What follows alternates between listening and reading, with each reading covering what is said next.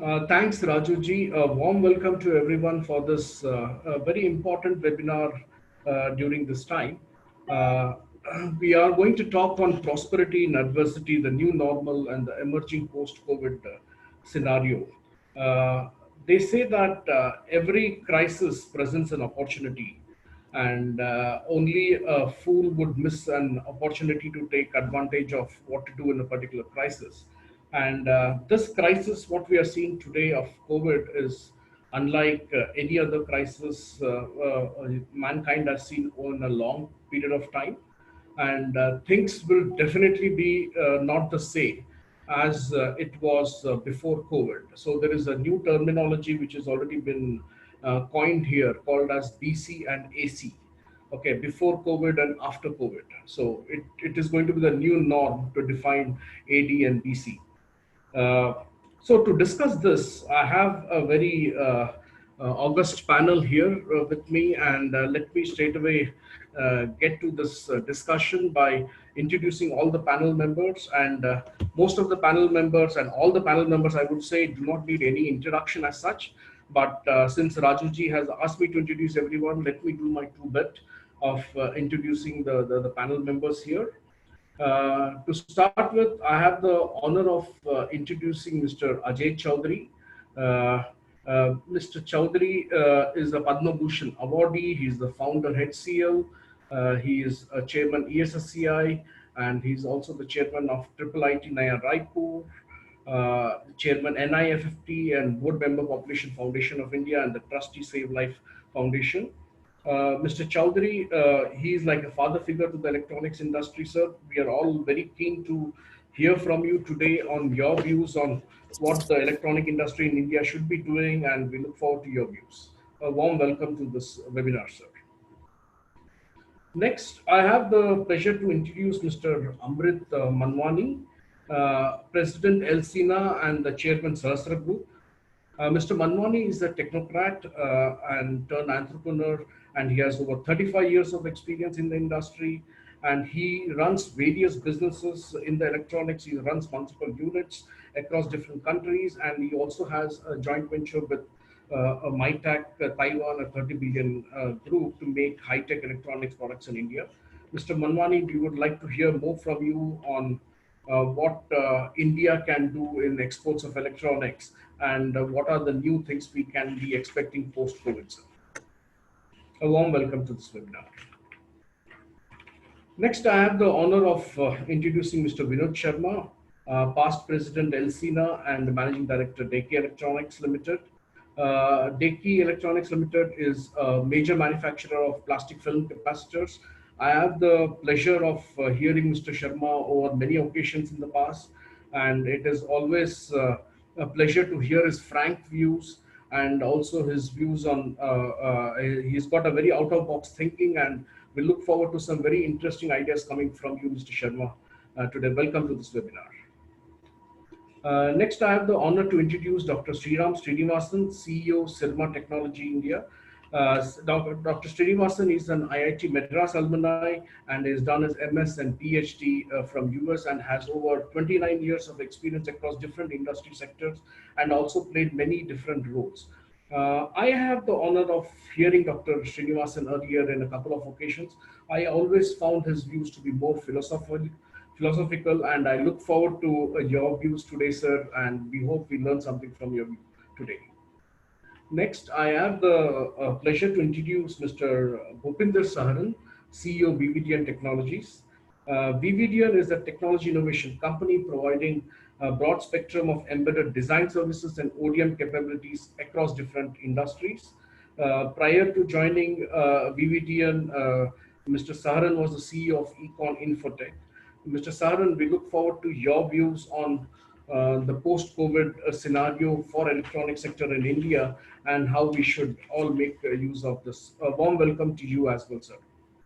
And next, I have the pleasure to introduce Mr. N.K. Mohapatra, CEO, Electronic Sector Skill Council of India. Mr. Mohapatra has done his BTech in Electronics and Communication from IIT Kharagpur, and has over 37 years of experience across different industries and in different roles. He is currently the CEO of ESSCI, Electronic Sector Skill Councils of India. And we look forward to hearing your views, Mr. Mohammad Raji, in this webinar, and also how ESSCI is gearing up for the post-COVID scenario, and what kind of opportunities this is going to throw up for skill development in India, and how your organization is going forward to this. A warm welcome, gentlemen, to this webinar. And the way we have this webinar planned is 1 hour of discussion. It's a 1.5 hour of a webinar we have planned today. And for the next 55 minutes or so, we will have a discussion with all the panel members. And the last 25-30 minutes, we will open up to the questions, and we'll take the questions from the participants. A request to all the audiences, for the participants, is you can start writing your questions whenever you feel the need for it in the Q&A chat box which is available. I'll be taking up as many questions as possible. There is a chat box and there is a Q&A. So I would request you all to put your questions in the Q&A box and not in the chat. Let me start the first round of discussion, sir. It's more of an introduction session. It's an open this thing for all members to set out their initial thoughts on what we are going to talk. And let me start with Mr. Ajay Chaudhary, please. Sir, Mr. Chaudhary, open platform for you, sir. Please unmute your mic, please. Thank you. COVID has come upon us and it's spreading. And that's obviously creating a lot of uncertainty all around, till a cure or a vaccine comes along. And I think a cure may happen a little earlier than the vaccine. Everybody is thinking that a vaccine will come in 4 months and 6 months. It doesn't happen that way. By the time whole of India gets vaccinated, it'll be pretty much 1.5 to 2 years. So I think we should definitely see more spikes in COVID, and therefore we should all be prepared for a W-type curve as we keep going forward, because it's not going to sort of go away in a hurry. Unfortunately, today, the fear of COVID is bigger than the disease itself. And it's been fueled a lot by media, because every day all we hear on television is how many cases and this and that. So I think this is not the way for us to look at business anymore, because this is going to be staying with us. And therefore, it's important that we come to terms with it and we learn to live with COVID, just the way we live with TB and all kinds of other diseases that are there, and many, many other viruses that have been around for more than 100 years. So as there was a message that was there in the beginning, COVID is more than a disease, actually. It's brought major changes. And these changes will sort of be around new habits, new regulations, travel restrictions, hygiene restrictions. So I think all of this will result in a change of how we will actually behave. And therefore, behaving differently is also important. So I think hopefully we will lead a more hygienic way of life. And I think for many years, the Prime Minister has been trying to bring this whole idea of Swachh Bharat. I think Swachh Bharat will start to happen because of some of these things that will percolate downwards, right down to the village. And that's what probably will change us in a long-term way. And it'll be good for us. And I think the other thing that will happen is that because of this, all of us will think about traveling less. And even if we travel less, it will probably be good for the environment. So I think that is something that we should be happy about. And if it's going to be work from anywhere, then use of technology will be paramount. And more digitization will take place in every company. And I think that will be good, again, for the world. And lots of electronics will be used if people are going to work from home. And this whole idea that China is going to face the wrath of the whole world is there, but Chinese are very smart. They've actually started their factories in full force, and it's not going to be easy to bring a whole bunch of electronics to India in a hurry. And I think we need to do a lot more. And typically as a country, we've been damn slow at doing these things. So I think we need to really step up if we really want to bring them here. The other thing that will happen is that we will be able to reach health to Bharat. And I think that's something the government has also talked about. And I think what you will see is a very more pervasive telemedicine that will happen. And telemedicine means that it won't be the normal one screen sitting at the rural location. There'll be lots and lots of gadgets attached to the screen by which all kinds of measurements can be done. And that's where a lot of innovation will come with electronics. So I think there'll be a huge opportunity for people to create products around telemedicine. And if you can create 10, 15 different medtech chota products around the screen at the rural location, then we can actually get good doctors to the rural location without having to actually move them there. So I think this will be a nice situation that will happen. The other thing that will happen is that permanent jobs will be less and less, and the gig economy will take over. So people will work from 6 in the morning till 2 o'clock somewhere, and maybe from 3 o'clock onwards to 8 o'clock somewhere, and those kind of things will be the new normal. And I think that's something that we should take advantage of rather than running away from, because this is the way it's going to be. This permanent job business is not going to survive that much. The other thing I think which will be quite important is that if we really want to do something in electronics, design should be where we should pay a lot of attention, because design-led manufacturing is what will add value. Just doing manufacturing alone is not going to get us anywhere. And I think that's what we should pay a lot of attention. And I'm very happy to see people like VVDN here who actually do something like this. So, good to see these things. And the last thing that I would like to mention is that we need to relearn a lot of stuff. We need to get new skills. And I think if you want to move manufacturing from China to here, you better be prepared for Industry 4.0. And that doesn't mean that you will have more and more people working in factories. You will probably have a lot more automation happening if you want to compete. So I think people in manufacturing will need to learn a lot of IT, and that's where I come from. So IT will be something that will be integral to learning Industry 4.0. Everybody should understand what is analytics, what is big data, what is AI, and what is IoT, and what is robotics and automation. Those kind of language is something that people will have to learn. And frankly, I'm currently chairman of an organization called NIFT, who have been for 40 years, been just doing foundry technology, forging and foundry. And I sat there with the team and I said, look, guys, this is not going to be the future. The future is Industry 4.0. So we actually wrote a paper and submitted it to the government, and the government has actually agreed to go forward. Unfortunately, funds are very poor this year, but we'll still go forward with that strategy, because we are even looking at changing the name of the institute to National Institute of Advanced Manufacturing. So I think these kind of things will be what will be you will see as you go forward. So I'll leave it here. Thank you so much, sir, for a very nice overview in terms of what we are going to expect in a post-COVID world. We will dwell more upon these points as we go forward.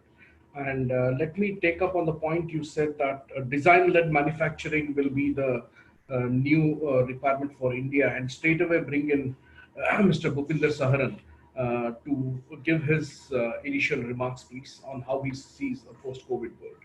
Thank you, sir. I definitely agree. The design and the manufacturing would be the key. And we learned in this COVID time, when we were saying how many ventilators we'll have, and everybody was jumping on, let's start making the ventilators right now. Or even we were not even making the masks here, basically. We were not doing, in our country, there's not a single design of the ventilators today, basically. So now the nation and lot of VCs and lot of people like Ajay sir Narayan Murthy sir and everybody need to go back in the back time, where the way they have been the pioneer in doing the IT services business. They are the one who has a great thought process. They shall do the investment into the product engineering and the manufacturing business too, basically. Definitely, VVDN is a small company, and in our capacity, we are doing everything possible in Earth. We have almost 3,000 engineers and almost equal number of manufacturing staff today.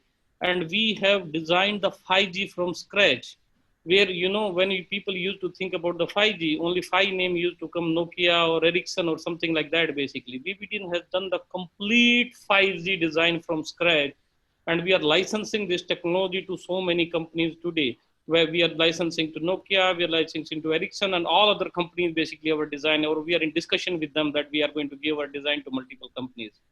Anyway, I don't want to boast about VVDN, but what I'm trying to say, the opportunity right now is very, very big.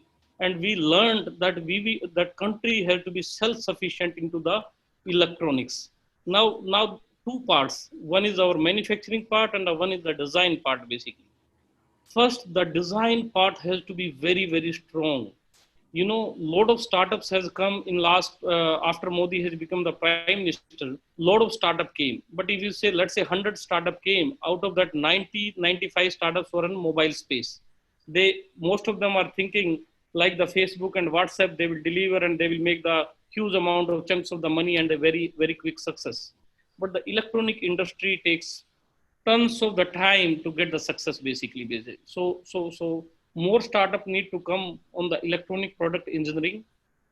As far as the manufacturing part is concerned, I agree with the sir that will be also a very, very big opportunity, but just EMS alone is not an opportunity. The manufacturing shall be the product engineering driven. First, we shall design the product and then we shall manufacture the product, basically. We have set up almost the complete end-to-end manufacturing in our country. We do our molded design, we are doing all the plastics, we are doing the sheet metals, we are doing the PCBA design, everything. We're trying to do everything, almost 60% of the value we are adding in India right now. Still, we are buying the components, resistor, capacitors, inductors, everything, some of the components from China and the silicon from the silicon suppliers. So opportunity right now is a very, very strong, because next 5 years, the gadgets to do the distance learning, to do the distance telemedicine, as Ajay sir said, the gadgets, there will be tons of the gadgets are going to be sold in the market, basically. So to design of those gadgets, manufacturing of those gadgets, distributing to the people, that will be a very, very strong business. So I think all of us has to come forward and see how we can do more product design and the manufacturing here. And definitely, we have to come out of the fear. Let me tell you, VVDN manufacturing, we have only 1,000 people in the manufacturing staff. We are running at full-fledged 100% efficiency today. And from last 1 month, we are working. We are very careful. We have taken all the precaution measures, but we are not fearing from the COVID. We are careful from the COVID. And we are running the factories and everything 100% efficiency as we speak. I think over to the other people. Thank you, Mr. Bhupinder. We will come back to you more on this, and we will explore this in further details. Now, taking another point which Mr. Chaudhary had set up in terms of the need for the Indian industry to relearn and reskill. Let me straight away bring in Mr. Narendra Mohapatra here, sir.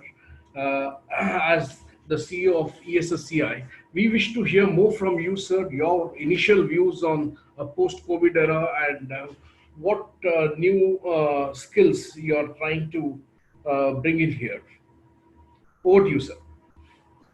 Unmute your mic, please. Thank you. First, my initial thoughts I'll tell you. Yes, sir. Always a very talented country. India is full of talents. You can see India talent everywhere. But unfortunately, the talents, India talents, I call it India talent. India talent is least utilized within India. So this is a situation where we can't depend on outside talent. We can't depend on outside supply chain. So it gives a lot more importance for all of us to see how India talent can be utilized for India. This is the only time which is forcing us to think the India talent which is doing great for the world can do great for the country. This is where I see a huge opportunity. And this, as everybody is going to speak, the locally manufacturing doesn't take us anywhere. The value adds are meager. The design-led manufacturing will take us somewhere. The consultancy will take us somewhere. All high-end activities which we are not doing in the country, we need to do it now.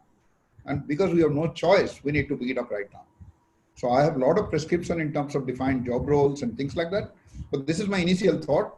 There are a lot of good speakers there. I'd like to listen. I have few ideas on job roles and things. I will not take it in that way right now. My initial thought is we have a huge opportunity to use our talent differently rather than we have been using it for the last 40, 50 years in a very traditional way, low value add way, and low utilization or underutilized way to a better utilized way. Like we never used our engineers in core engineering areas where they used to go to US and study. Now we have opportunity to do R&D here, to do PhDs here, to do productive work here in terms of R&D and innovation, which is a big thing for us. And this is the need of the hour. Thank you. Sure. Thank you so much for your initial thoughts, sir. Let me bring in Dr. Sriram Srinivasan, please, to share his initial views on the post-COVID era, please. Yeah, thank you, Dave. You also said I'm always a little philosophical, so I won't disappoint you. I want to start with a small anecdote, if I may. There was this king whose son was growing up, and he wanted to make sure absolutely that he was ready to be king. And so he took him to his Guruji in the forest and said, look, teach him a few things so that he can be a good king.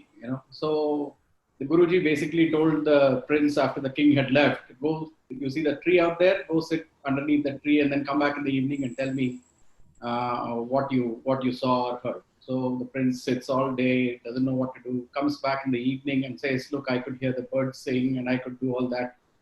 He's sitting there all day closing his eyes. Then he says, okay, fine, very good. So next morning he thinks the lessons are over. He goes back to the Guruji. He says, yeah, go back, sit under the tree, close your eyes and come back and tell me what you saw.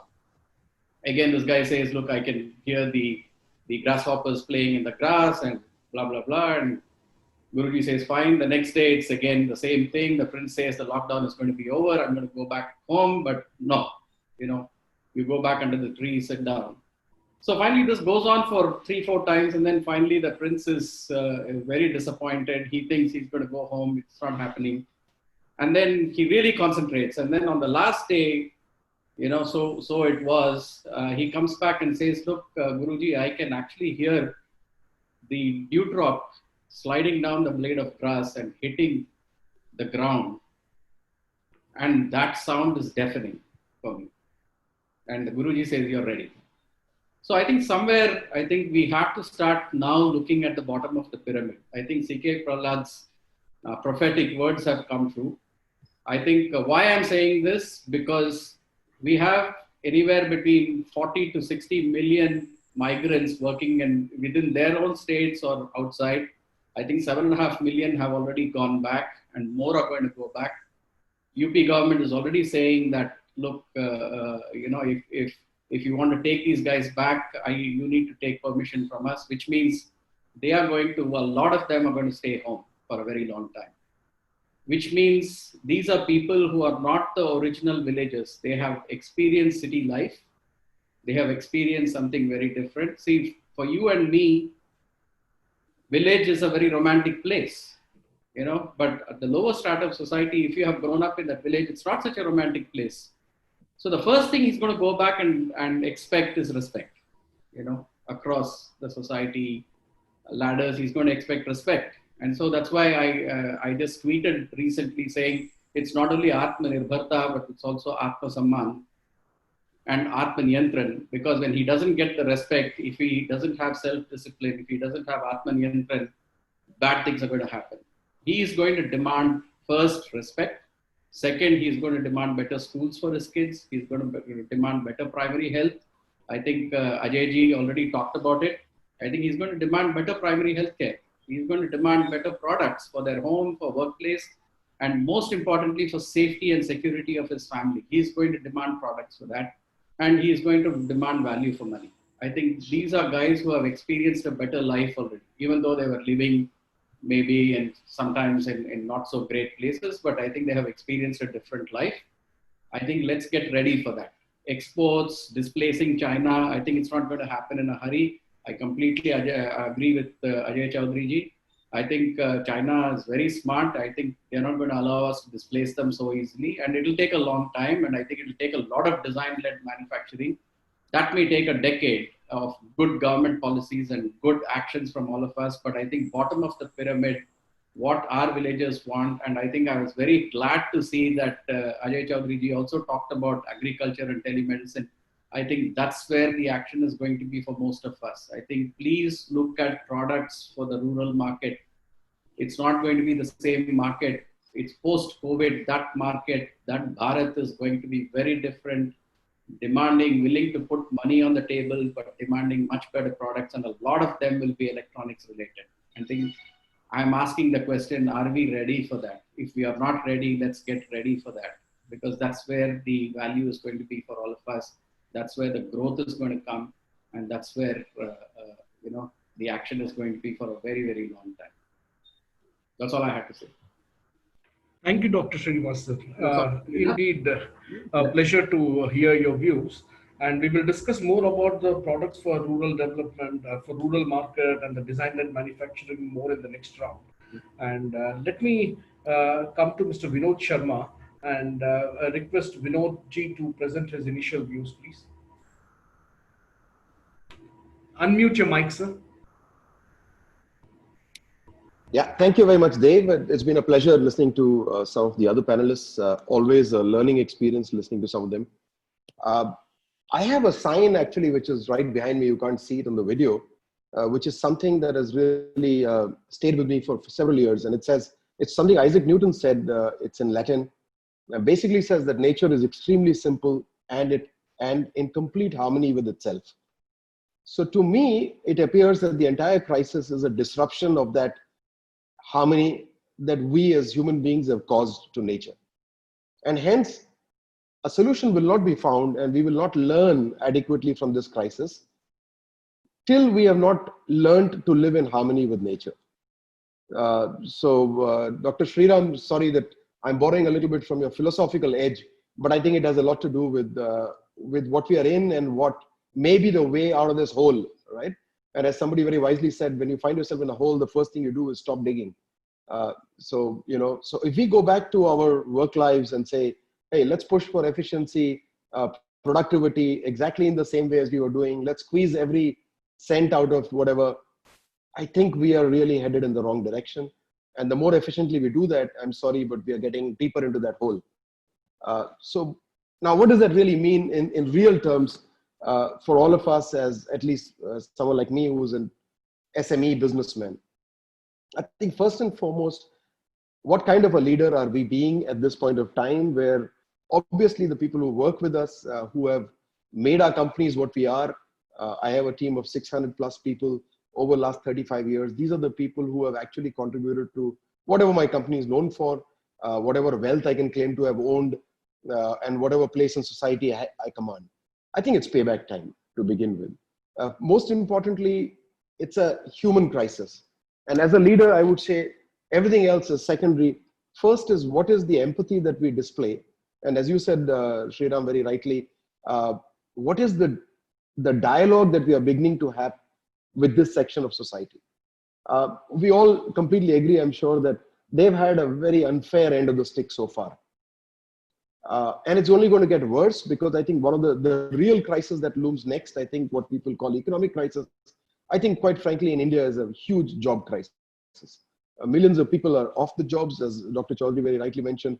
The gig economy will come in. Unfortunately, it's a new ground. A lot of us on the bottom, a lot of them in the bottom of the pyramid will feel very, very uncertain about the future. And this will cause them to in my sense, in my opinion, respond in ways that we are not used to. It might be, could be criminal, it could be illegal, it could be immoral. And I do see a social crisis brewing. And that brings me to, so what am my role as an entrepreneur? I think my role as an entrepreneur, and it's the crisis reminds me of that very acutely. is to convert some capital that's available with me or my friends or family or shareholders into jobs at the situation that we are in today. And to be able to do it obviously in the most efficient manner possible. And these jobs will not be done obviously as charity or as philanthropy. They will be done because society has to be served a purpose. Now, I know this is sounding like a very basic class in economics, but I think it's very, very important for us to remember that there are new needs coming up in economy, as Mr. Chaudhary mentioned, and you mentioned also, Bhupenderji. I think the foremost word that has been coined during the crisis is social distancing. We are trying to do everything at a distance. And I think electronics as a technology makes us do things over a distance, whether that's telematics, that's telemedicine, that's agri, that's robotics, that's how to make people stand in a queue and maintain distance, just simple queuing softwares and hardware, temperature checks from a distance. So the moment the word distancing comes in, to me as somebody who was sort of spent a lot of years in electronics, it sounds like opportunity right through, because if we are able to obviously not just trade in these technologies or in these products, or not just put them together on a PCB board, I think the time has come for us to become different from just soldering assemblers. Unfortunately, if you see in EMS, one of the largest expenses and the largest skill set that I think most of our EMS colleagues have acquired, and I don't mean any disrespect when I say this, but they are large logistic houses. So it doesn't matter what components are coming in, but they come in millions of containers or hundreds of containers, go out in hundreds of containers. And that has really defined Indian electronic industry for a long time. I think that has to change. That can happen in the types of products and the types of value addition we do. And I think this mention about design cannot be overemphasized. Unless we begin to own some IP, generate some IP, and think through that, it can be done. Now, this brings me to another point, which is we are not in this whole crisis alone. There are lots of startups. There are young talents, as Mohapatra ji, you mentioned. There is that talent base available in this country. We have to find a way, whether I'm an EMS company or a component company or a product company, to be able to get these people together, find some solutions that can solve the current problems that we face. And many of them, to me, sound like opportunity. So I would stop there in the first bit and then come back to some more details later. Thank you, Vinod. Pleasure listening to you as always. Let me come to Mr. Amrit Malmani ji for your initial views, please. Thank you, Dave. Good afternoon to everybody. Namaskar. The topic for today, opportunity in adversity, it reminds me of an anecdote that used to go around when I used to work for my, as I say, in my previous life, I used to work for GE. And the GE chairman, Jack Welch, perhaps some of you may know, he was known to stutter and stammer. And when he was young, he was, teased by his colleagues in college, and even when he joined the job. And he used to feel very, low and depressed. So he went to his mother one time and said, what am I supposed to do? I'm feeling very depressed. People tease me all the time because I stammer or stutter, as per American expression. And his mother said, well, you are better than others.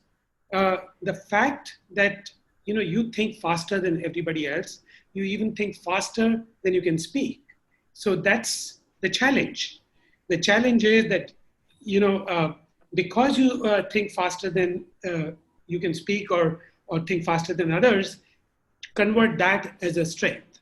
So here, we have this adversity situation of the COVID-19. How do we convert this into an opportunity? And, this is as good a time as any to reboot ourselves, reinvent ourselves. And what I see is, particularly in exports, we have a great opportunity. And that's where I'm going to spend a couple of minutes from now on. If I see, what happened post-COVID lockdown, the companies which, started operating were companies who were actually exporting. the SEZs and the EOUs started to almost within a couple of weeks started to operate. Maybe initially with 10 to 15% capacity, but those are the companies who have started to ramp up, and most of them are anywhere between 60 to 100% operational. Now, there are several areas where the demand will grow up. Certainly, the medical electronic sector, environmental friendly products, and lo and behold, I think electronic components, and of course EMS, as many of us have talked about, there would be a demand increase. The irony of the situation is that some of the electronic components that are made in India, we continue to import a large amount of those. I'll give you an example of PCB. The largest PCB company in the country is exporting 100% of their product overseas. So we have the technology, we have the wherewithal, so to say, but yet we import almost 85% of our PCBs. So there is a great opportunity in exports, thanks to the geopolitical developments that are taking place. Not only in relation to anti-China sentiment, but the fact that we cannot rely only on China, just as one single source. So the world is looking at alternate sources, and I would not say that India comes on the top, but India is definitely there among the 5-6 countries that they are looking at. Now, what would take to for us to grab a share of that market is we have to look at several things. In production, we don't have to do the same as we were doing earlier. Ajay Chaudhary Saab talked about Industry 4.0. Definitely, we'll have to automate our lines. We'll have to have real-time data inputs so that our productivity can increase. Similarly, I think this is a good time for the government to be an enabler through various reforms that they can initiate. Some action has already been taken in that regard, like labor reforms and redefinition of MSMEs. But I think there are some more reforms that are definitely required, like in the banking sector. One example that I would also like to give is, for example, intercorporate loans are not allowed to be given. I don't see any logic in it. I think if the government can ease on that, like if I have in a group, if I have 2-3 companies, why should not I be allowed to, transfer funds from one company to the other on a loan basis or whatever? That is not being permitted. So some of these reforms have to take place. There have to be reforms in the logistics. Today, what happens is it takes about a week for shipments to go from, for example, from New Delhi to any nearest port. That has to be improved upon. So if we improve the logistics and if we have reforms in the appropriate sectors, I think there is a great potential for exports out of India in the electronic sector. Last but not the least, I would like to say that of course, BVTN touched about it, and others also touched about it, about the design capability. There are many multinational companies who design in India already. But the irony of the situation is that the products are designed in India. They are manufactured in other countries like China or Vietnam or wherever, Thailand, etc.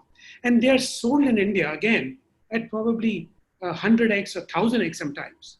What we have to do is we are good at generating IP, but we have to learn to retain that IP here, so that we can, once we retain the IP here, then we can manufacture also, and we can become, I would not say world leaders, but we would also be counted in terms of, becoming an electronic hub for the world after, if not number 1, at least number 2 or number 3. Those were my initial remarks. Thank you very much, Dave, for giving me the opportunity. Thank you, sir. Thank you. A pleasure to hear from you as well. Let me come to our keynote speaker, Mr. Ajay Chaudhary, sir. If you could kindly switch on your video, please. Yes, sir.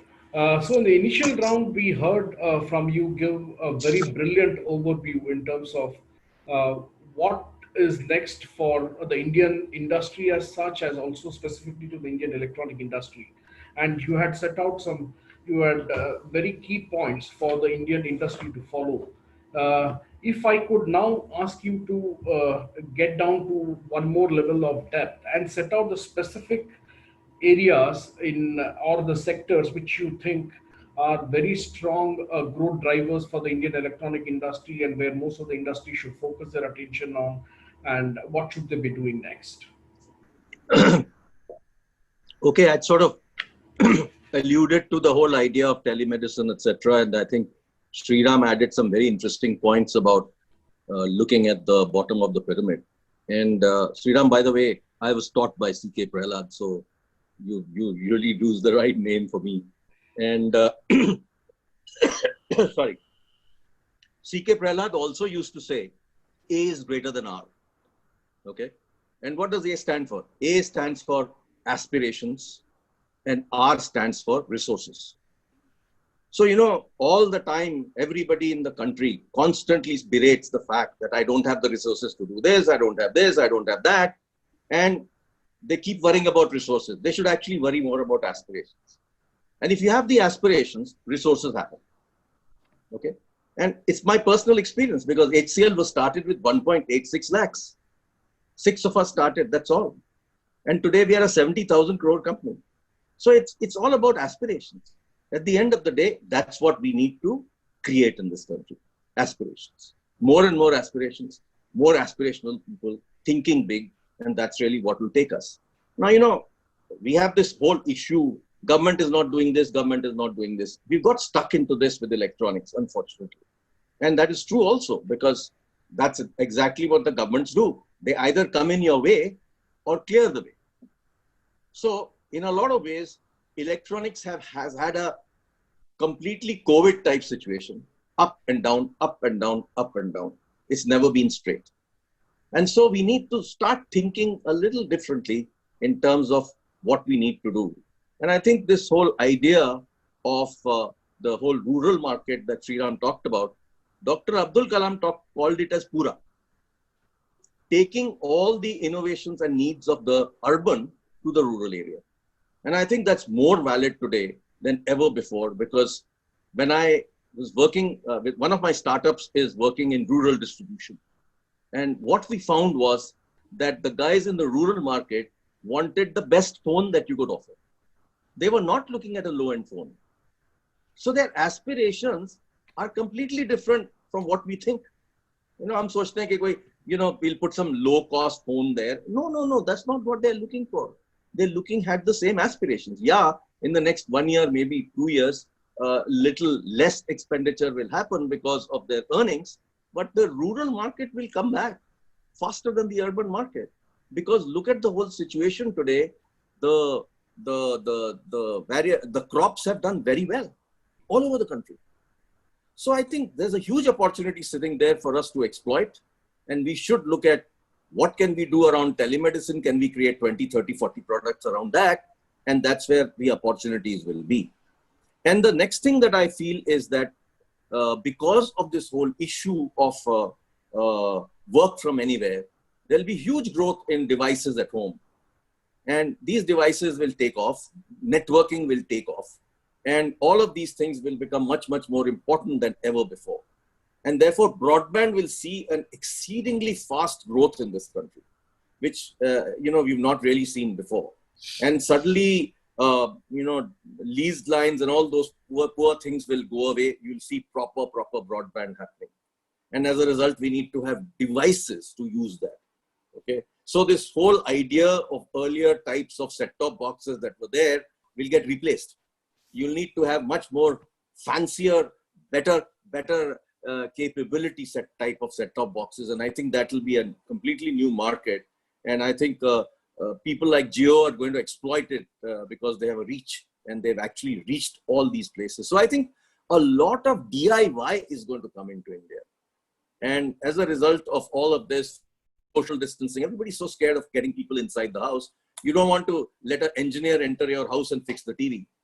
So, you can't get somebody to fix the air conditioner. So all these issues will lead to very different products that we will need to create.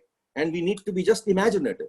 If we are imaginative enough, we'll create a whole bunch of new devices robots, and a whole bunch of things that will be required at home, which were not required before.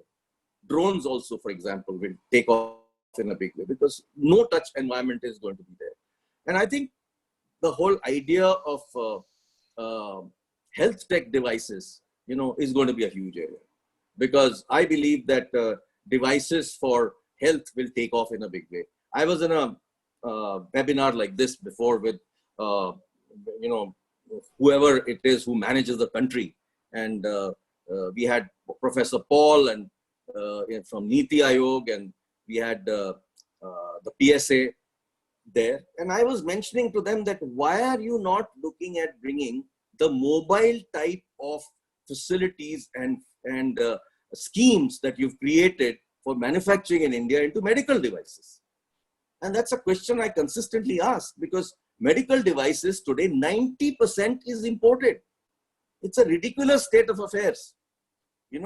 It's a huge market, and it's going to be a very big growing market. So I think there's a large opportunity to create electronic, medtech devices. And, Bhupender, you were talking about ventilators. Let me give you some interesting input. In the last 8 weeks, 12 weeks, government, academia, and startups have come together like ever before. Yeah. These things are happening in a huge way. New products have got created in the last 8 weeks, 12 weeks. Why? Because government is now fast tracking everything. For the first time, they've realized that there is so much capability. And, Mohapatra talked about this whole capability, which is totally underutilized. So I think we need to look at this capability that exists. 8 weeks ago, I started working with 30 people on a ventilator project with IIT Kanpur and a startup that we had invested into. And we have now created a world-class ventilator, which is currently in testing in hospitals. Okay, and it beats the hell out of every other product that is there. And it's done in 8 weeks. Why was it done in 8 weeks? Because it was COVID. Why was it done so much nicer? Because 30 of us from all over the world, we used to meet 2 hours a day on video conferencing for 60 days. And people from all over the world, medtech professionals, business people, all of us joined together, and we said, we are going to help this startup to create a world-class product. Now, here is where we need to learn something new, which has been very, very poor in this country. When I was in HCL, we used to design a PC, and it used to sometimes take 6 to 8 months to design a PC. I'm talking about 15, 20 years ago. Then I went to Taiwan, and I discovered that, my God, these guys, design something in 1 week and 2 weeks and 4 weeks, right? Now, that's really what we need to learn, how to design faster. That's a completely different skill. We take too long. I think if we want to be in the world market and we need to create new products, we need to have fantastic turnaround times for design. So just don't look at design alone. How can we have collaborative design among 5 to 10 people who actually join together, different pieces they do. Somebody does thermal, somebody does screen, somebody does UI, somebody does motherboard, somebody does something else, and join together and create a faster product design cycle and take it to market fast. I've always believed in a concept which I teach my entrepreneurship class: time and timing. Time to market and timing the market. Both are important. So if you're going to take 1 year to design something, it's valueless. You need to be ahead of everybody else. Now look at the crap that's coming from China today of fooling people about disinfecting devices. Every product that has come from China and every product that I've seen a lot of people design in India is all crap.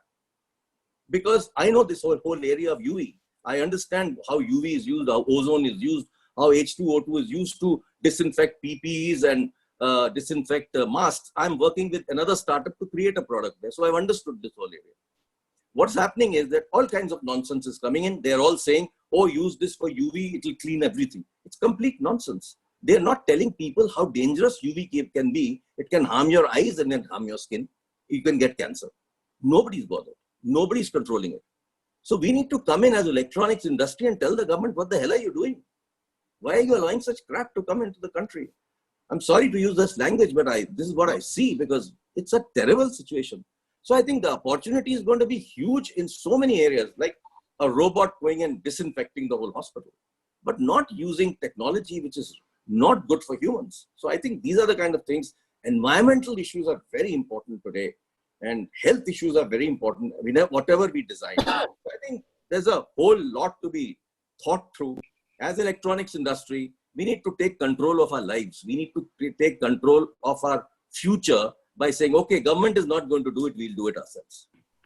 Yeah, that is the right strategy. We 100% need to depend on ourselves basically. Government can be enabler, whatever they can do. Right now, the opportunity is very, very huge, very, very big opportunity.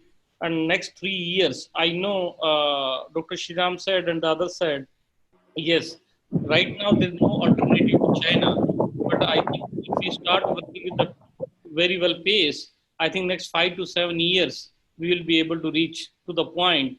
But right now it is the time to turn around. In this time also, the Indian entrepreneur, the Indian government, and everybody did not learn that this is the right now the biggest opportunity, even for the EMS, not just only the design, because the companies are already going away from the China.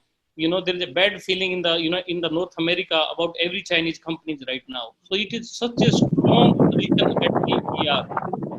Our government will have to live their normal political system, and they need to meet all North American CEOs, CTOs, most of them are Indians also, try to bring this business to India. It's a very, very big opportunity for the electronics industry at this point. Mr. I guess that's what Modi ji meant by Atmanirbhar Bharat. So Sir, Modi mentioned that. I agree with that. But what happens is Modi ji, all of us very excited, and I stay. We love this person. He's an amazing guy. You know, Bhupender, you're so right. Many years ago, when I was involved in writing the electronics policy, I made a big statement to the government and said, look, guys, you've written a great policy. How about marketing it globally? Nobody did that. Finally, we agreed to do an RFP for hiring the top consultants of the world to actually market the policy. Nobody wanted to bid because this fellow felt that our government will never pay us. So I called up every chairman of all the consulting companies, including McKinsey, and I said, please make sure it happens. Because I did all the selection, everything. You know what happened to that project? The file was lost. That's India. Yeah. Mr. Chaudhary, I think you have got your mobile phone also on audio, and that is creating some disturbance. If you could put that on mute, please. No. Yeah. It's something else. Everybody should go on mute, then only we'll be okay. I was on mute till now. Okay, Mr. Bhupinder Saran, since you've started talking on that front, I would wish to ask you to delve a bit more and educate the electronic industry in India in terms from your own experience, in terms of how do we move from EMS-led manufacturing business in India to a design-led manufacturing in electronics in India? What is that Guru Mantra you would say that others should be following in India? See, one thing which we have to unlearn, which Mr. Chaudhary, please don't take any negative. I'm going to use few words basically.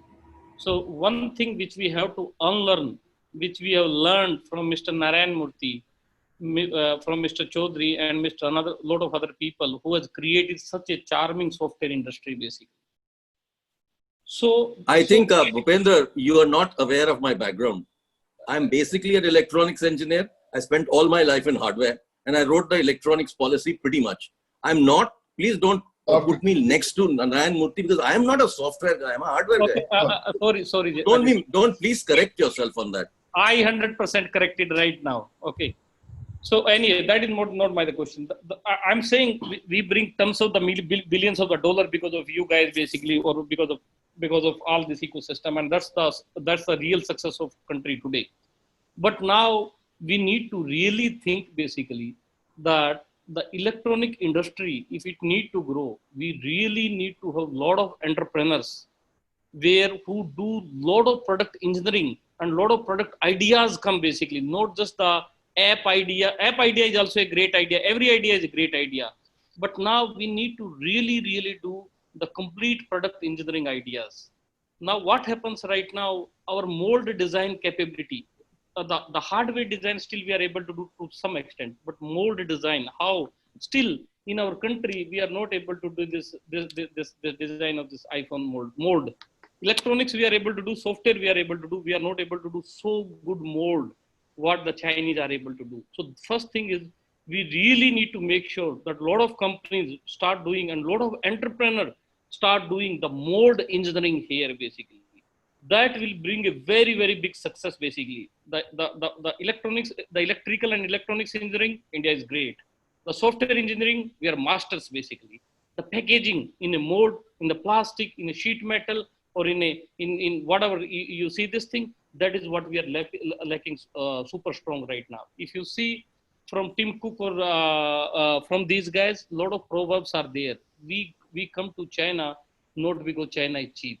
We come to China because China is the best in the packaging and mold design basically. That's what they keep saying.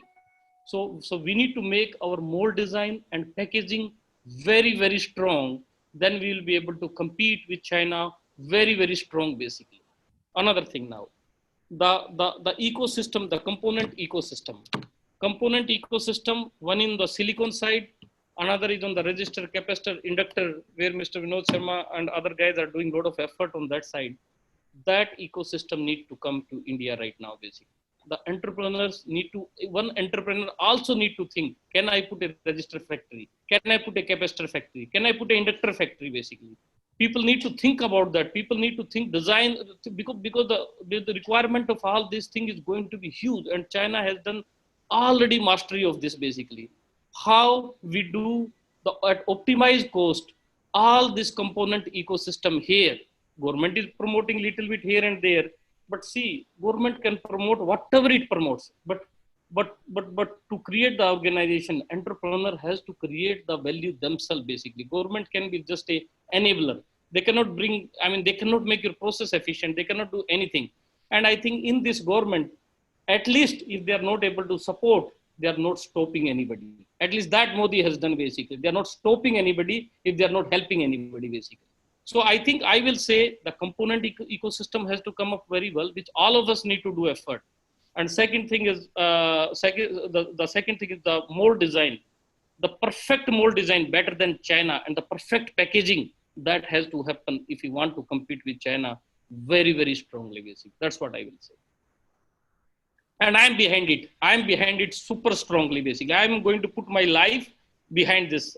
We have 3,000 PhDs. With those guys, we are doing all the efforts to make this successful basically. Thank you, sir. Thank you so much. Mr. Vinod Sharma, if I can come to you, sir, in terms of how do we achieve this thing of make in India in electronics for India and exports?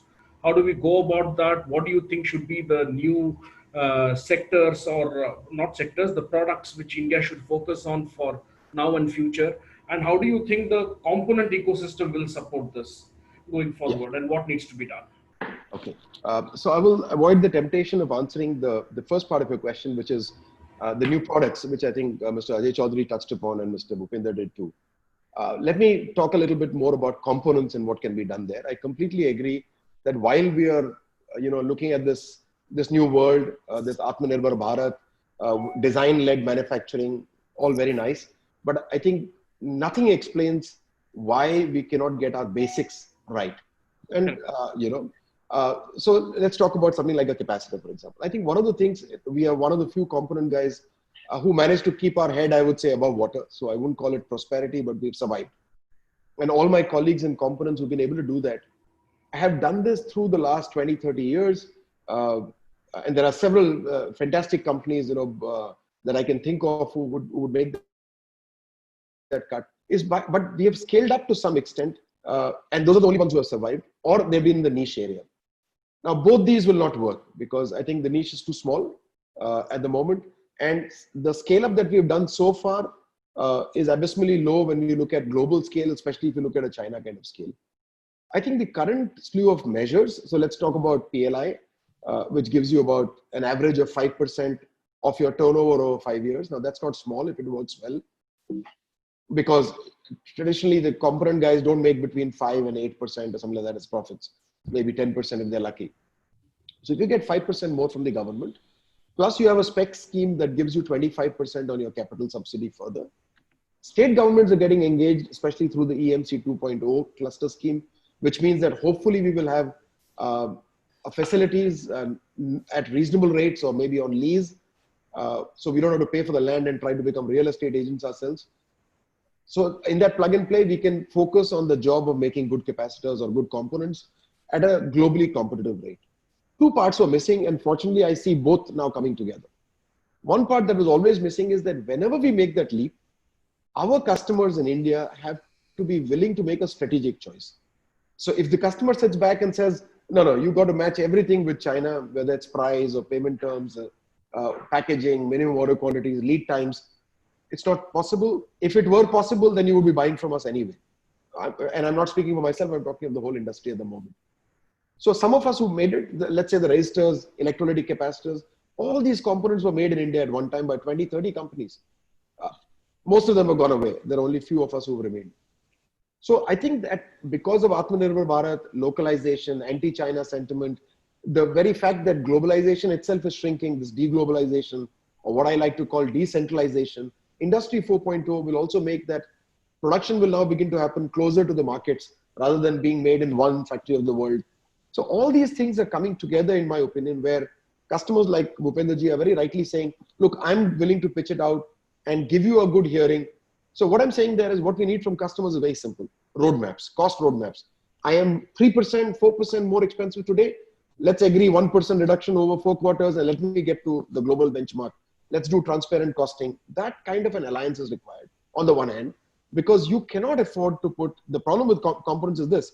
For my 100 crore capacitor capacity, I need to have 100 crores of investment.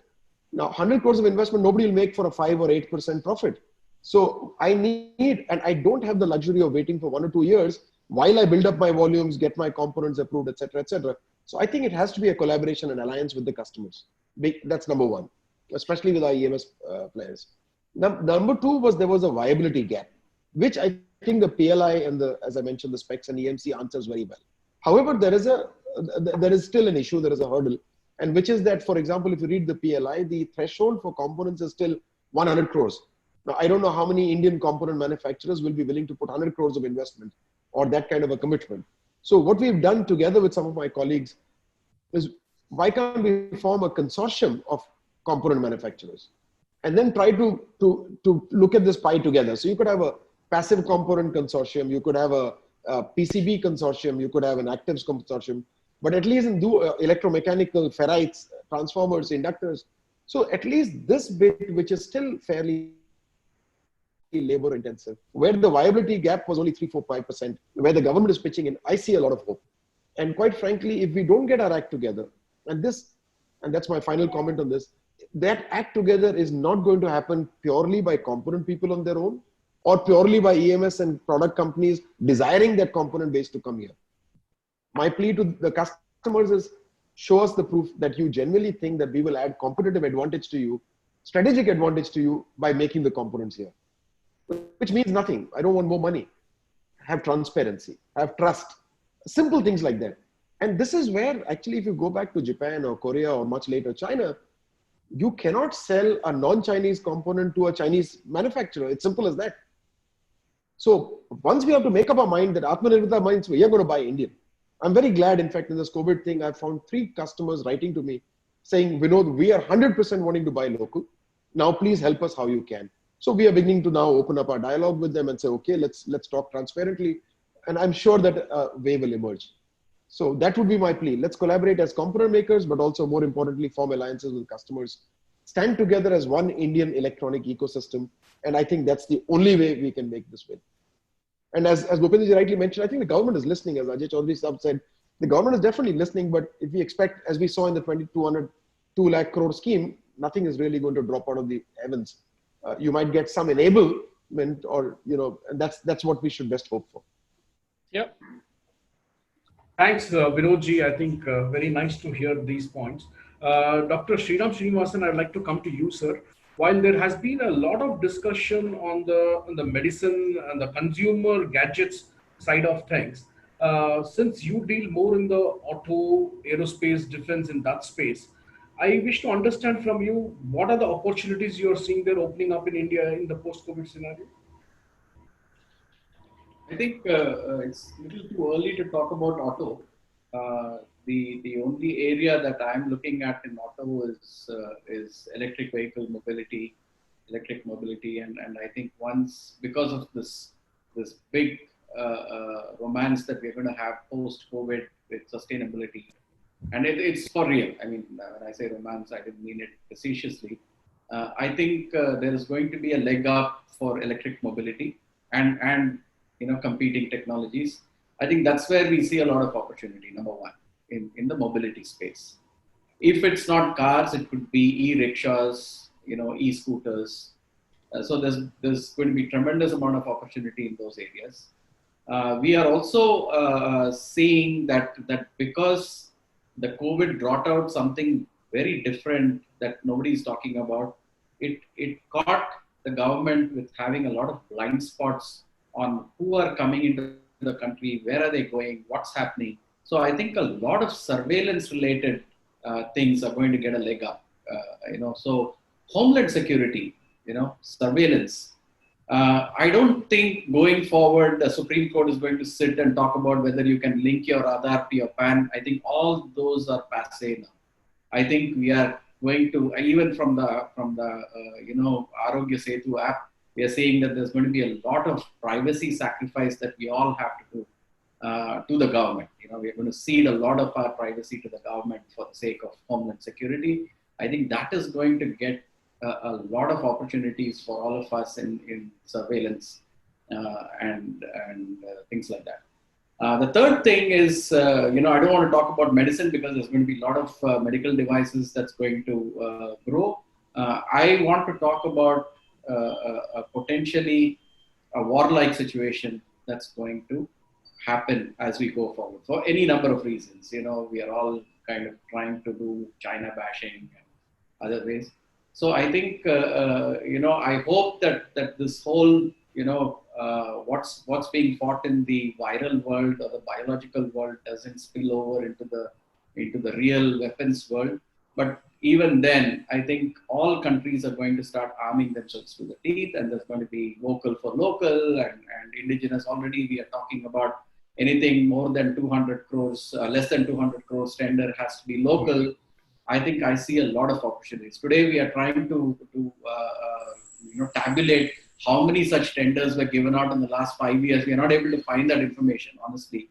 But slowly but surely, I'm sure we will uncover a lot of that and say, going forward, what are those tenders that are going to come and need Indian companies or India-based companies? And where are the strategic tie-ups for us with maybe Israeli companies, American companies, Australian companies, you name it. I think that is where the opportunity space is going to open up for all of us. So these are 2 or 3 things that's playing in my mind in terms of opportunity space opening. Very interesting, sir. Very interesting. I'm sure some of those needs to be harvested as we go ahead. Mr. Mohapatraji, I'd like to come to you, sir. There has been a lot of talk in terms of how the whole talent in India needs to be developed to take care of or to use it to the advantage for the Indian industry as such. Now with this whole migrants issue coming into the fore, do you see organizations such as ESSCI, etc., going into the rural areas more than what you used to do earlier and trying to reskill these people? What are your plans post-COVID, sir? I will tell. Yeah. This is actually interesting. We have been going to rural areas just to source people. Now we will be going to rural areas to serve through productivity, through people to work within rural areas. We are finding people now reluctant to get back to cities. So we are seeing reverse migration right now. So we are looking at livelihood opportunities. We are looking at how people can work from home. We have a concept, like we can give a computer to somebody, I can give a skill to somebody and he can be productive anywhere. It's a very simple theory. Question is, we have to catch up on broadband, we have to catch up on connectivity, we have to catch up on 5G or whatever it is. if this can be done, we are ready to serve the rural community with jobs, because people can actually work from anywhere. There will be a lot of remote centered jobs. There will be a lot of remote customer support activities. There will be a lot of rural BPOs. There will be a lot of contactless IoT based support activities. So jobs will spread out. And because of this COVID, the jobs can be done from anywhere. So we don't see a challenge that way. We feel it will spread out. The way we reach to people, where they're engaged, and even also the cost of living in a metro or substandard living in a metro for the rural people. There is a quality life in rural. If the guy gets 10,000 rupees, is much happy, and he breathes in fresh air in rural, than to come to Bombay suburb or Delhi suburb and stay somewhere. Even at 20,000 rupees, it doesn't make good life. So I feel the life in rural side will change, and many speakers have spoken. The rurals will be more demanding, and more products will be going to rural, and we will see more productivity of the rural people within the rural India. And that's where we need to work right now, and we are working pretty hard on this. Sure, sir, sure. Thank you. There has also been one other point which is widely spoken in this webinar on design-led manufacturing. Yes. So is your focus also on design skill development in India? That I'm is- sure you are doing it, but will it increase now? That is not as Skill India, not to that extent, but as my personal background, I being a designer, and I get involved in this, and I see design as highest potential and value add for products to be made in India. And sir has already touched. I have been talking about collaborative R&D to speed up the R&D life cycle, and also the capabilities. Like, we can bid for a subsystem, we can bid for a system through collaborations. So Indian design houses should club together. It's not individual fighting for a tender. I've seen a lot of R&D happening, but they're tender specific, they're opportunity specific, but the R&D should happen for country's sake, for building capability. Once the industry get together and we put our acts together, I feel collaborative R&D will take us in a big way in the global market. And we have the opportunity. Thank you, sir. Thank you. Mr. Manwani, if I could come to you, sir, now. Please unmute your mic, and how do you see Indian electronic industry addressing the whole exports opportunity in India? Well, as I said, definitely there is more opportunity than ever before. Our performance on electronic products in general and electronic components in particular has been below par, I would say. The total exports as of last year, as the data says, we did about $9 billion, out of which about $2 billion was components. Even in that $9 billion, there was a sudden jump because of mobile phones. The mobile phones were exported almost, cater to about 30% of that export that we did last year. But there is tremendous potential. As I said earlier, we are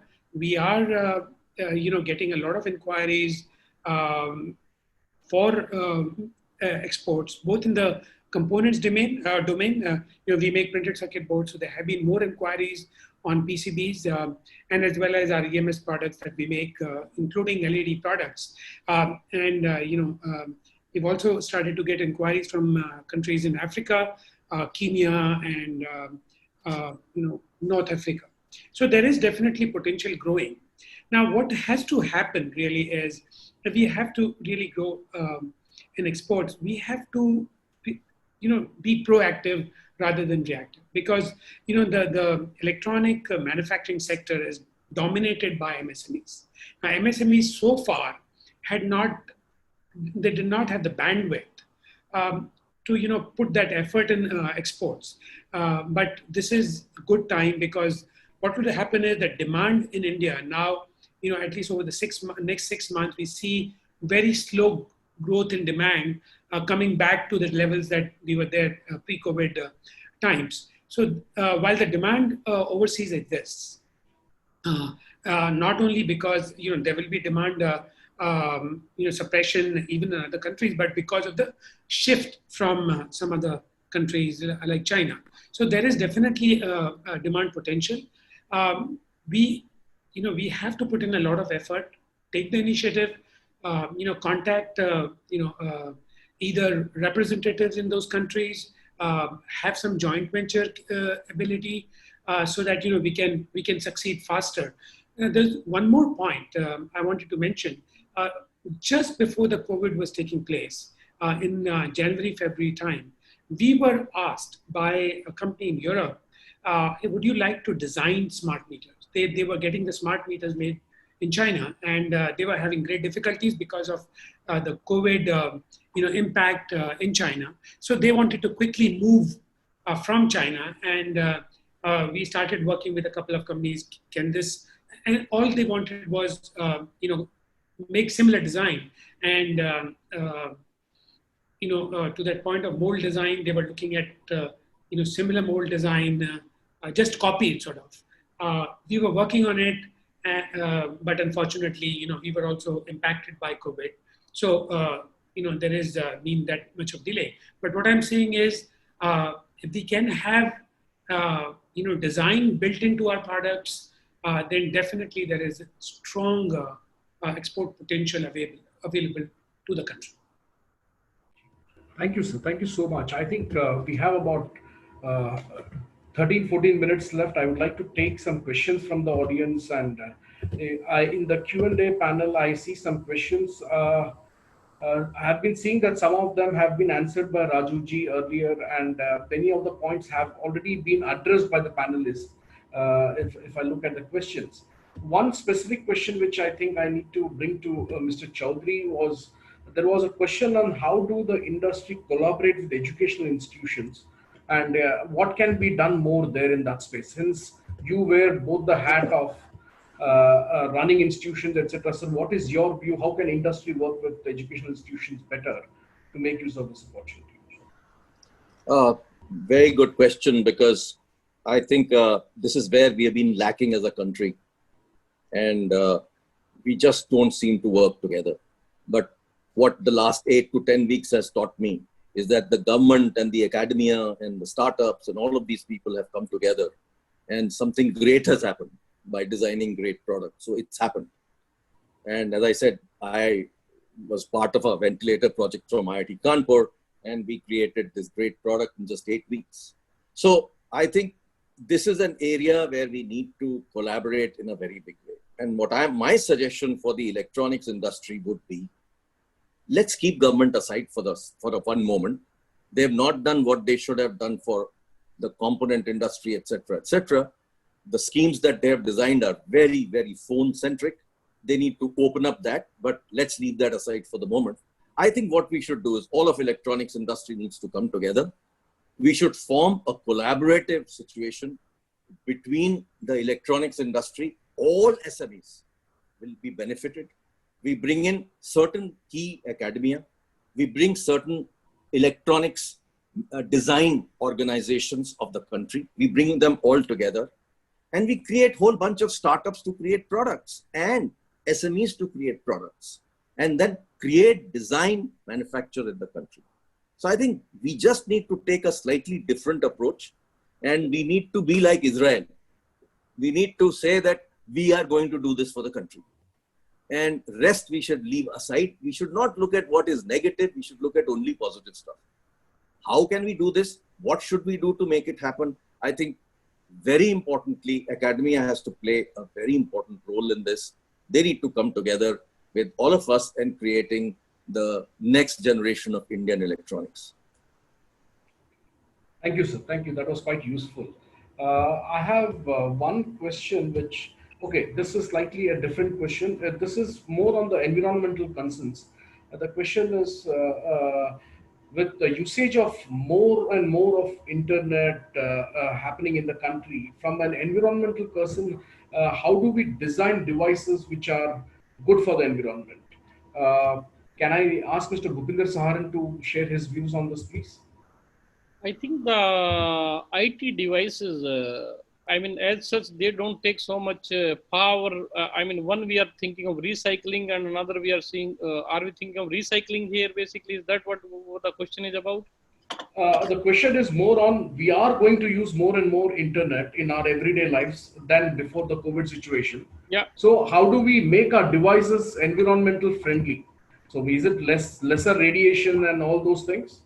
I will say if we would need a great throughput, basically, the radiations would be there in the sky, but other thing is how much we can do on the, let's say if we have 5G enabled devices we are using and we have the towers, how we can make more and more towers on the solar power based basically, because there the fuel consumption and everything, the diesel consumption is too high basically. Still all the towers are running on the on the diesel and that kind of stuff, they're creating a lot of nonsense to the weather. That can be worked out. The solar power system basically there, solar based stuff shall be used lot more, at least on all the BTS side. And on the radiation side, I don't know if there is a way out basically, because more and more internet we will have, more and more Wi-Fi, 5G, 4G that will be there in the environment. And I think that is much better than the COVID. That is I can guarantee basically it will not cause any harm as such. Okay. Okay. Thank you, sir. I think that answers it somewhat.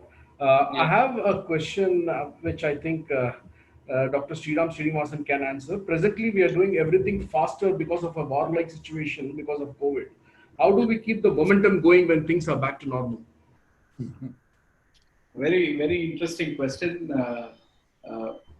I think the government's already taken steps, even though the 20 lakh crore is more of an enabler rather than money directly in everybody's account.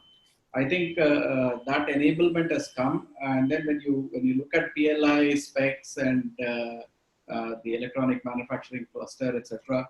I think they are doing their bit. I think the government at least is doing their bit and probably staying out of the way and allowing us to take off.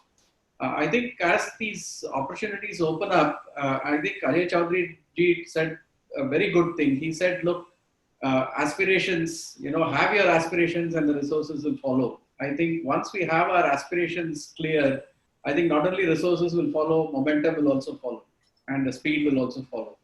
I think all of us are raring to go after having been locked down for 50 days, 60 days, depending on where you are.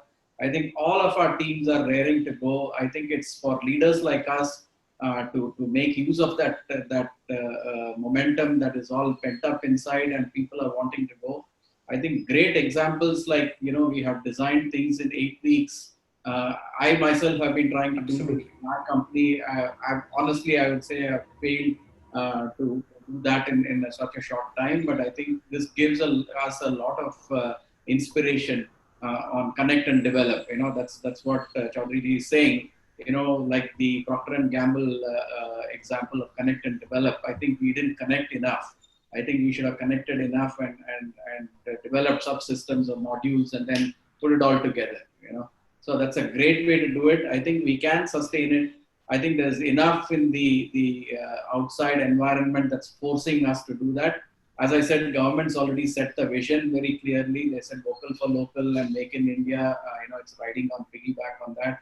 And a lot of enablement from the government, a lot of encouragement from the government. So I think it's for us entrepreneurs to take it forward as leaders. And if we lose the momentum, I think all of us have to blame ourselves for not having done enough of it. And I think, like I said, our teams are well rested and they're raring to go. So I think we have to take advantage of it. Thank you, sir. Thank you. I think a very appropriate answer there. Can I just add one point? Please, Some sir, good please. news. Please, sir. Many weeks ago, I was in this panel where I was talking to the government about extending the PLI scheme to medtech devices. They've just released that scheme. Yeah, it's done, sir. 16,000 crore. So I think it's a terrific thing to happen for the country, and I think that's good. very, very good. Very So good. they're listening. I think we need to take them to components also, because they're not listening about components. I think Bhupender ji will be very happy because he spent a lot of time on that IESA document that was submitted to. Yeah, sir. I submitted those documents. I spoke with all the secretaries and everything basically. So I will do this. Our campus is getting ready, and we are taking time from Prime Minister to inaugurate it. So if that opportunity happens, then we will go in full fledged basically with that approach actually. So we are working on that. We are not left. So Bhupender, we'll talk separately, but I have a little startup who's created this ventilator, Yes, sir. They are raring to go to design more products for MedTech. Maybe we join hands. We will do it, sir. No problem at all. Yeah. Mr. Bhupender, there is a question specifically for you from one of the attendees here. What obstacles in India are we facing in packaging and mold design? When you said that we really lack in this, why do we lack this? So mold design is something, mold design is the art and the interest and the attitude basically. We are missing all three of them, art, interest and the attitude. We need all three of them. Somehow, I mean, we have an automotive industry. There the molds are so heavy basically, so big. And in the electronics, the accuracy what you need is 0.05 mm, 0.001 mm in kind iPhone kind of product basically. So that accuracy, we need, it comes with lot of very, very strong attitude basically. So right now, we are missing that attitude in the mold design. We have the capability in our country, but somehow it takes lot of perfection basically. I mean, person need to be never satisfied. If you want to design iPhone kind of product, and if you want to do packaging for that, the thought process is, I'm never satisfied basically whatever I create. But we as an Indian has a habit of getting happy with 99.9% basically. And here you have to be happy with 102% or 105%. That attitude from 99.9 to 102 we have to reach, then we will not have problems. Sure, sir. Thank you, sir. Thank you. Very nice. Yeah. Mr. Mohapatraji, there is a question specifically for you, which I think you can throw some highlights. 75% of our engineers coming out of our colleges are not fit for most of the engineering jobs. Are there anything specifically we can do to improve the situation? So, from your ESSCR perspective, are there anything specific you're doing for engineers coming out of colleges? Yeah. Any certification programs they can I go will for? say. Yeah, that's good. See, engineering is a qualification. It lets you apply for jobs or lets you apply for government jobs or even civil service or go for higher studies. It doesn't necessarily give any great competency. It's just a general background qualification. But for jobs, you need some competencies. The colleges don't exactly teach you competencies, they teach you knowledge. So we need to teach competency. So that's why all my curriculum and courses we do is competency based. We do have some courses for engineering colleges, which we call finishing school kind of courses. They are competency based courses. If any engineering graduate takes any of my competency based courses, we can definitely guarantee them core engineering jobs, which can fetch them a better life and better career. Brilliant, sir. Brilliant. I'll take two more questions from the attendees. I think this one, Mr. Manwani ji, you can elaborate on this. This has got to do with imports substitute for bare PCBs and PCBAs. Could you throw your views on how do we reduce imports there? So please unmute yourself. Can you hear me? Yes, but your voice is... Please unmute yourself. No, he's unmuted, sir. There is some lag in your voice. Amrit, if your voice is not coming through, shut the video and just use audio. Audio. Shut the video, Amrit, and just use audio because you can't be heard. Yes, sir. Yeah. Okay. The PCBs, although in India today, whatever the demand is, I would say 50% of that demand can easily be catered by Indian manufacturers. But unfortunately, what happens is, and those I will define it, single side, double side, 4-layer, metal core PCBs for LED applications, that capability exists and the capacity exists. But unfortunately, a lot of import is taking place simply because PCB is an ITA 1 item, which, in all our wisdom, the government of India signed the agreement in 1997. As a result, PCBs and a lot of electronic components fall in that zero duty regime. So there is no incentive for people to buy local. And because we do not have the ecosystem, for raw materials and components that go to make PCBs, so it's easier for a foreign company to supply PCBs in India at a slightly better priced as compared to India. But, it may sound very gloomy, but that's not the true situation. As I said earlier, that the largest PCB company in the country, is exporting 100%. So the technology exists, the competitiveness actually exists. The only thing is what is hurting us is this ITA one. Same is also true of PCBA. In PCBA, it was actually under zero duty regime, but over a period of time, including what has happened now in the mobile phone industry, they said that any sub-assembly of a mobile phone will start to attract duty of anywhere between 15 to 20%.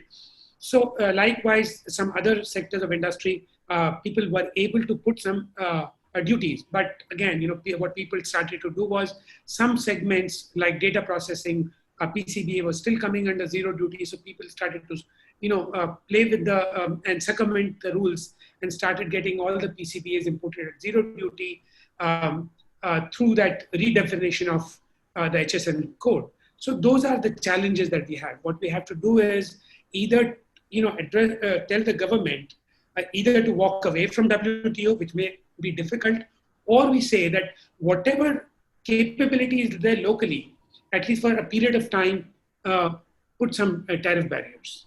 And of course, non-tariff barriers. Thank you, sir. Thank you, sir. We are really running out of time. Let me take one last question and end this webinar with this. I think, Mr. Sharma, if you could answer this, Vinod. With the exodus of labor to rural areas, do you see a large amount of SME firms in India being affected because of this? Will we see the emergence of fewer good organizations who have taken care of their employees in the long run to be surviving? Do you see such a scenario? Yes, I would agree with that suggestion for two reasons. One, that especially if you look at components and even EMS, scale is important. And I think what it will do is, unfortunately, many micro and small enterprises may not be able to survive. For example, just the cash adequacy ratio that is required to be able to go through these 3, 4, 5 months of a huge downturn. So I do feel a lot of companies will fall off the cliff or will not be able to make it. However, the opportunity we see, and in the component consortium that I mentioned, there is no reason that this consortium needs to be housed out of Noida or Gurgaon or Chennai. It can easily be done in a rural setting. So for example, we are talking to a couple of state governments now where they've had this kind of a large public sector, an ITI, an HMT, these kind of environments, they had created it and those facilities are available. But unfortunately, because the state government wants to think of it only as real estate cost, it had never been able to get fully utilized. I think that thinking is changing. And I do feel that a lot of jobs can go to the rural area rather than the other way around. And quite frankly, this is exactly what China did. Finally, what do we need? We just need a good road and some electricity connection. If we can get these two things going, I don't see that a cottage kind of industry for some electronic components and parts can definitely come in. Thank you, Vinod. I'll give you a very simple example of, all the fan speed regulators, even today are actually made in, let's say in the Mumbai market, in that area, are made by micro enterprises. So we sell our capacitors and somebody sells their, the switches to one large company, and that large company gives it away like hundreds or 200s or 500s every day to some guy in a house who goes home and the husband, wife, or the kids together are actually soldering it. But this kind of a thing is still happening, but it's happening in Bombay. I see no reason why it cannot happen, in an Aligarh or in a Bulandshahr or whatever. Yeah, Dr. Sriram, you wanted to say something. Yeah, I wanted to add to what Vinod said. We actually started this experiment about a year back. We set up 3 satellites in the rural market. I mean, when I say rural, real rural villages, women or girls plucking cashew, we just went and trained them. And they are doing soldering, they're doing, packaging of electronic components, and this is fantastic for us, and the attrition is very low, the attendance is very high, great experience. And then we have a lot of support from the local people as well. We did it because our mission from the chairman is, rural empowerment of women.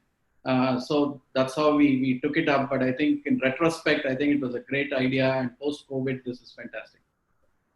Thank you, sir. On that positive note, let me end this webinar. I thank all the panelists for their very learned views. I have learned quite a bit from this in terms of how the electronic industry could go forward.